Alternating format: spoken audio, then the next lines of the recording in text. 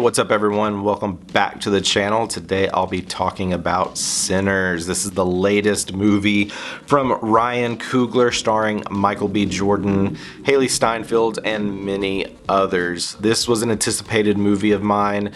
Loved the first trailer for this and how pretty much everything was kept very secretive. It was kind of word of mouth that this movie would deal with vampires, and then of course once we got to the later trailers it started revealing a little bit more behind this movie. But now that I've seen this movie, it's so much more than just vampires, and this is definitely one of my favorites that I've seen this year so far. So Ryan Coogler is definitely one of my recent favorite directors, working on movies such as Black Panther, Creed, even back on when he worked on Fruitville Station. Like, everything that I've seen him work in has just been so good, and seeing him work again with Michael B. Jordan, and especially with this movie being so unique in what it is, like, it just made for an entertaining watch.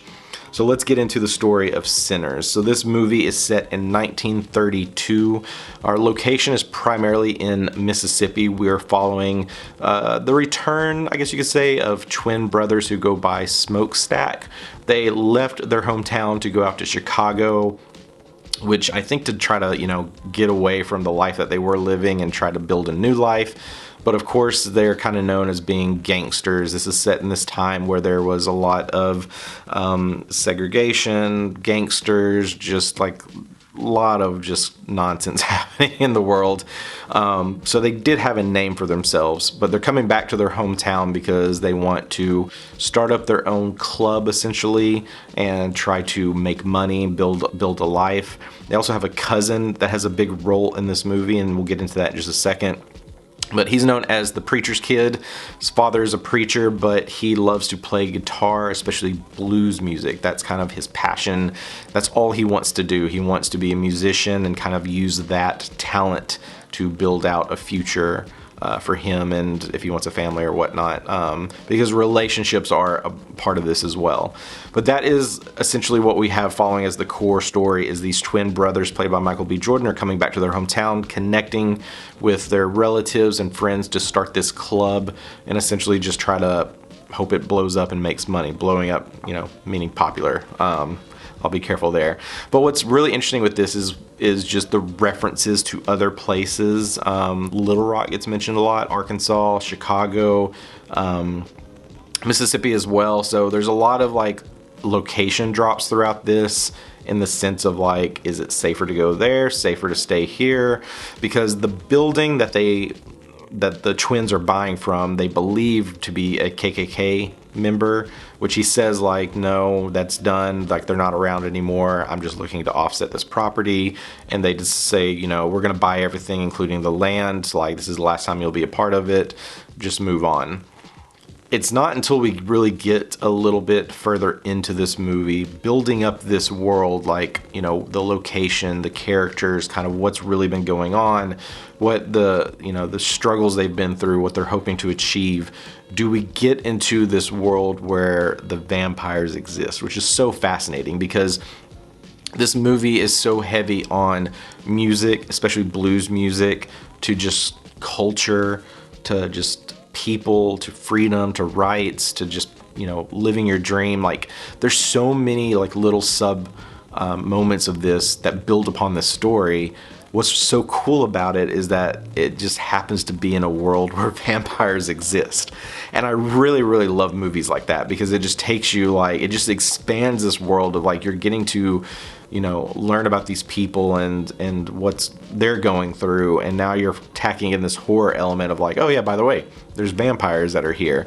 And getting into the vampires, like, it's pretty fun what Ryan did with them, because they have their own sense of flair. Like, we get some of these traditional like vampire nods of needing an invitation to enter a building, or sensitive to sunlight, or sensitive to a stake at the heart. So a lot of those core vampire things that we know are in here, but each person that becomes a vampire brings their own unique trait, which is really fascinating. It's like we get some that are more of a monstrous type versus some that are trying to play on the charm versus some that are just bloodthirsty. And really when we get into these action moments, like just the effects and the shots and the gore, like everything's there, and things just move in a pretty fascinating pace once you get into the third act, which is like really entertaining and really well done. I mean, you'll have to go look at like the interviews with Ryan with how they shot this movie and just the creativity that went into making this movie.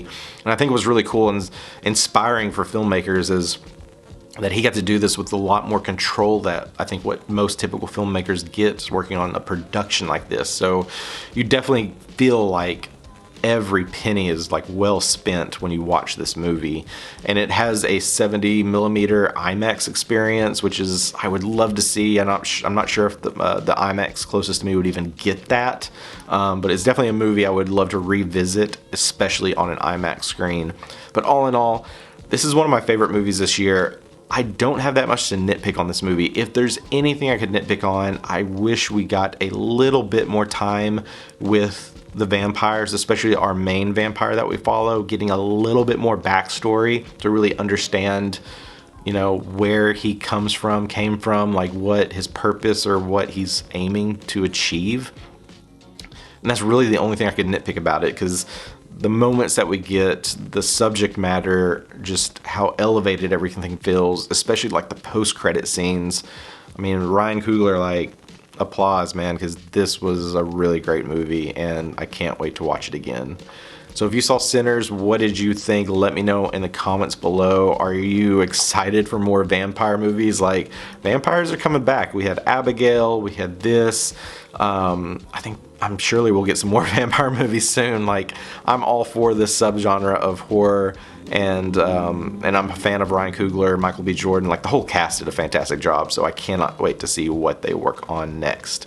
Thanks so much for stopping by. If you're new here, be sure to like and subscribe. It really means a lot to me. It helps out this channel as we're continuing to grow, and I'll keep putting out more reviews very, very soon. All right, we'll see you soon.